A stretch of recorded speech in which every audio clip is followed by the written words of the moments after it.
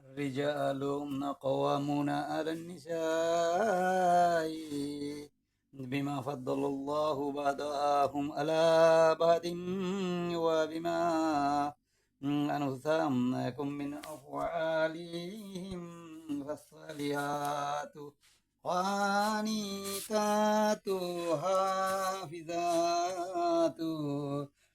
للغيب بما حافظ الله في تخافون فاشقوهن فعظوهن واهجروهن في المضاجع واضربوهن فإن أطعناكم فلا تبغوا عليهن سبيلا إن الله كان عليا কবির।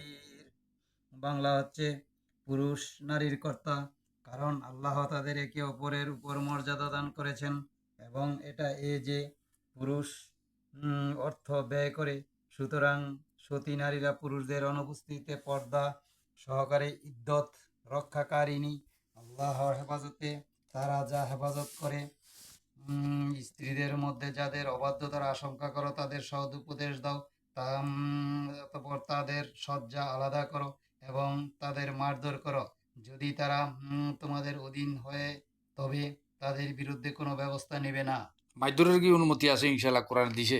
এই যে এটা আচ্ছা, তাহলে তো বকিলেই তো টেনশন নাই। আমি তো এটা তো একবার আচ্ছা, অবাধ্য হইলে মায়ের অনুমতি আছে, কোনো কথা একেবারে নাই। লাস্ট যেমন হ্যাঁ। সে যেমন অবাধ্যকারিণী একজন পুরুষের লোকে গেল কথা কইতে আছে আপনার কথা বাধ্যতার বাইরে থাকলে আর কি। তখন আপনি মায়ের দূর করতে পারবেন। প্রথম তারা সদুপদেশ দিবেন, সদুপদেশের পরে শয্যা আলাদা করবেন, তার লোকে শুইবেন না, কথা কইবেন না।